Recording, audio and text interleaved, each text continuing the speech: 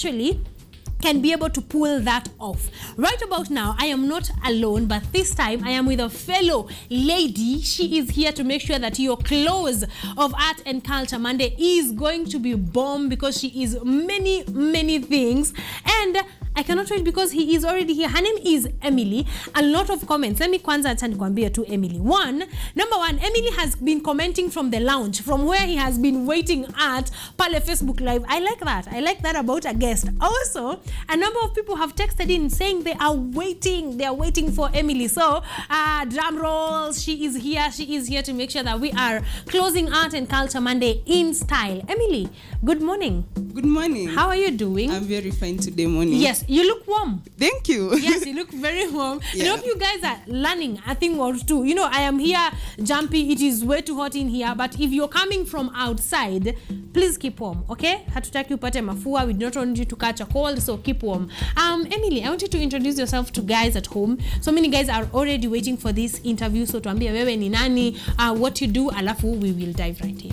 My name is Emily K. Millern. I'm 21 years old. Yes. I'm a student at Maseno University taking Bachelor of Arts General. Yes. I'm an artist, a poet, an author, and a mental health enthusiast. I told you people, she got titles, and she is doing so much at 21. I am so excited for you. This is a star in the making. I cannot wait. So when did you are in your what year? I'm in my fourth year. In your fourth year. This is at age 21. You are in your fourth year. Yeah. You are doing amazing, baby girl. Thank you so much. You are a poet, you are an author, you are a mental health enthusiast, and you are doing a lot in that. And we will dive into each and every of those things because all of them are important. But I want to know what interested you in art in general. What is it that caught your eye, and then you decided this is art, this is what I want to do?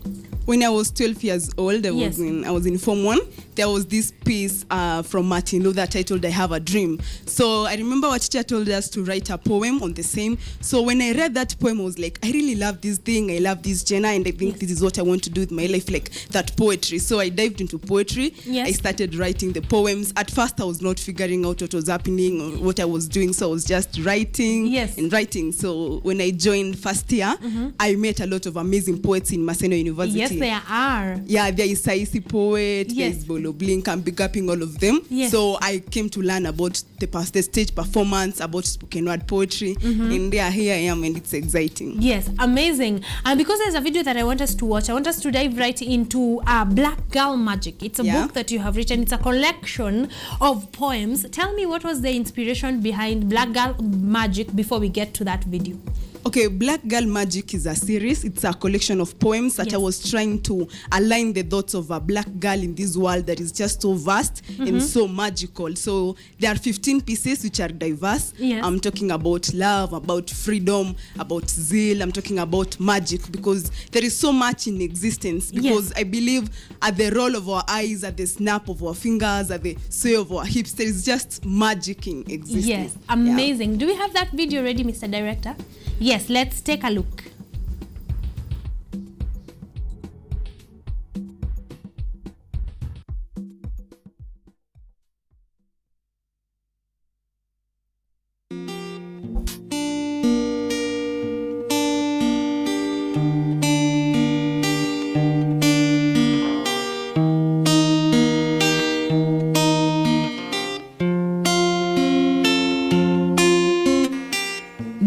Doesn't heal us by waving a magic wand, bypassing the cooperation of our free will. So free your mind, because your hands are no longer walking in chains, but you are suspended on heavy chains of mental slavery. See, I am a woman. I'm not silver, gold, or bronze. I'm made of flesh and bones, mounted on the fragile heart of a woman, but I am whole and human. So no apologies when I have to swim my butt, shaking off your pride. And I resent having to wear this gender like it's an apology, more than I resent having to cover my body to stop starved and salivating men from ripping me naked. So clothe your soul and guard your dignity. It's the only way that humanity is built. You see, this is not another poem to massage your ego. This is a poem to remind you that when they tell me to share quote my mama gave me, my eyes roll with my head, because that woman gave me brains, and those brains taught me more than family is just a site of oppression for women. And home is where the heart lies, so screw them biographies. So you and I both know that problems of definition still exist. Call me feminist, but I don't want to be reduced to nothing but a dress and a sexualized kitchen attendant.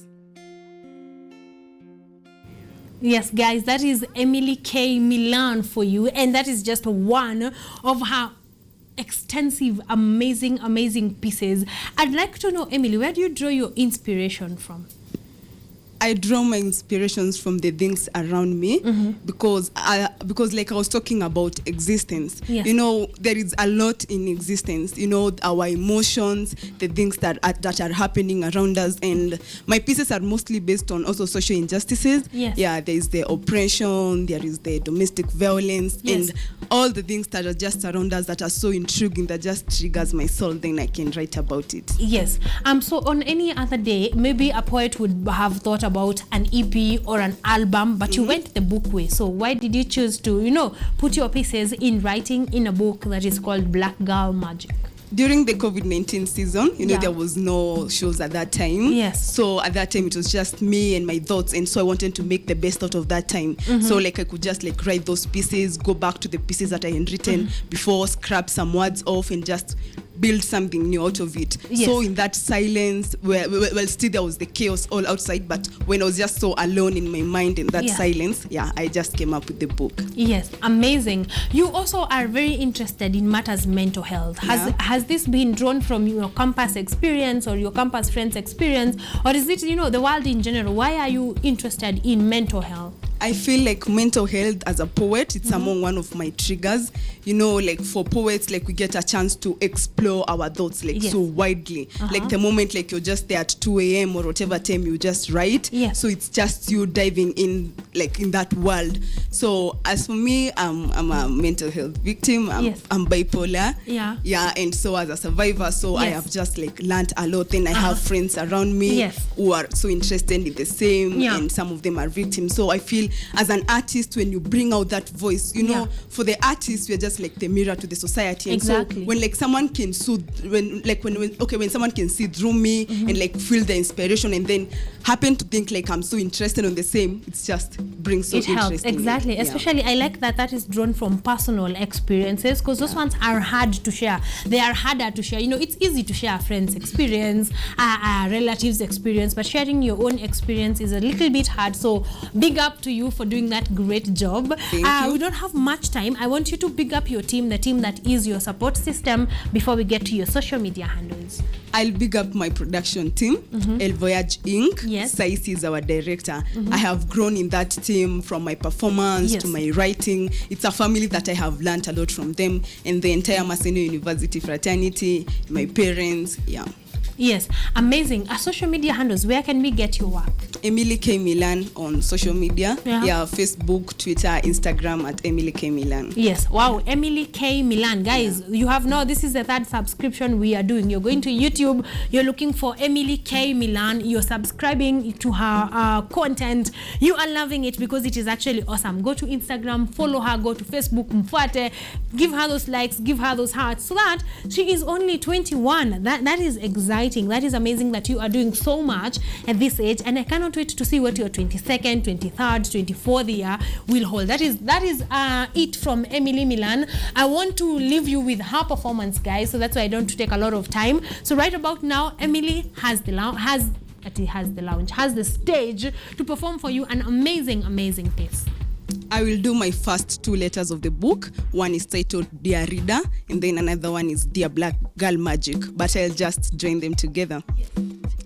Dear Reader, there is immortality in words, but why do I die a little more in each poem? A part of me falls apart on every stage, and there is wounds in my soul from constantly beating myself up over poems that didn't sound like therapy. See, I bite my tongue each time the truth slips away. See, these words will be the end of me, and these poems will be the drug keeping me on my deathbed. And each poem is a piece from every broken puzzle. And I'm feeling it each day. And I'm feeling these words. And they are slowly killing me. So dear black girl, I see you. Head bowed down, I see you. Mind blowing with self-doubt, I see you. Trying so hard not to dim your halo. But is it the silence of the night or the violence of the day that scares you? I see you trying so hard to silence the voices in your head, uprooting the insecurities growing in your bones. But I still see you. Perfect, enough, special, rare. The enemy is just within. So keep moving. Black is magic.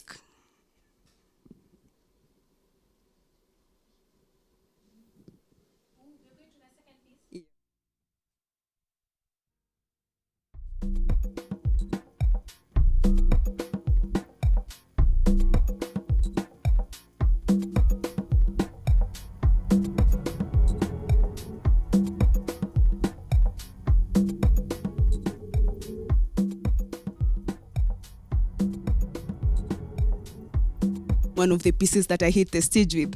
So it's titled, Dear Future Husband. I write when I'm sad and my face is full of frowns.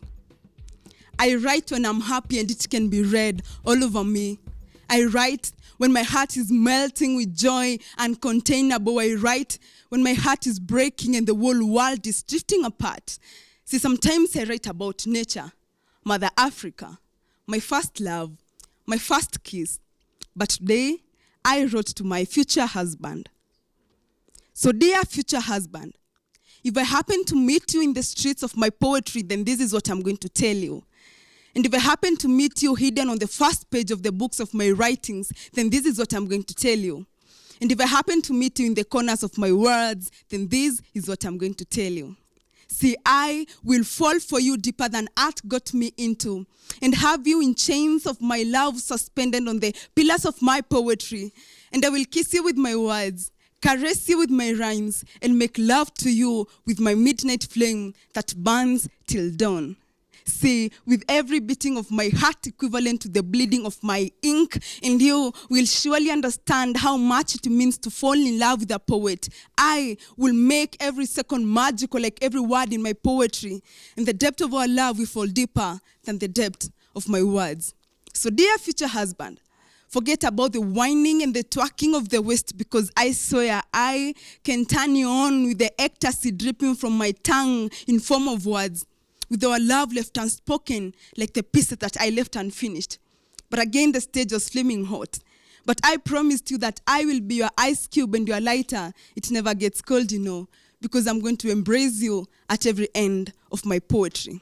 So may the fiber that ties me deep to this poetry tie our love eternally for days without end. And again, don't get intimidated by the words that can touch and arouse the body but has no access to the soul, because I want us to spend the days as I keep turning these alphabets into words, words into sentences, so that I can embrace you at every end of my poetry. So if loving you is poetry, then you're the best thing that ever happened to me. When I realized that I could write words with hands soft enough to massage through the souls of humanity. It felt like the first time we held hands. I have never seen hands as beautiful as yours. See, those hands that held every inch of my skin, dug nails in yours, and called you mine. If loving you is poetry, so that I could write you, I could breathe you in the midnight air when inspiration gets me out of bed. I could taste you when making coffee and make some cheesy lines out of it. I could smell you, that funny smell of the old books tucked in the wooden box in my bedroom. I could copyright you, like a seal encrypted to hide some superpower secrets. Because it needs superpowers to love someone this much. Maybe I could be Batman and stand on the highest towers and watch over you. I could be Aquaman and dive in the seas and the oceans to save you. You see, to love someone is like loving the sun. It is bittersweet. In the morning, the sun is beautiful, like your hands, golden, like your heart. In the day, the sun is stubborn, like you are when you are playing water sprays and you don't want to release the pipe, so you wet every part of my body and use your tongue to soften mine. In the evening, the sun is setting, and I hold you, by the cliff, as we hope that when it is sets, I'm going to watch you smile again. If loving you is poetry, so that we can grow wings and fly far away and mock the moon and over the stars, and ask the stars the reason to be this pristine and glowing. So I can give you titles. I can call you whispers, codependent, dear future husband, because of how selflessly we pour ourselves into each other until the only thing that is left is our heartbeats that still happen to share the same rhythm like symphonies. So if loving you is poetry, then you are the reason that I am right here. Emily K. Millern.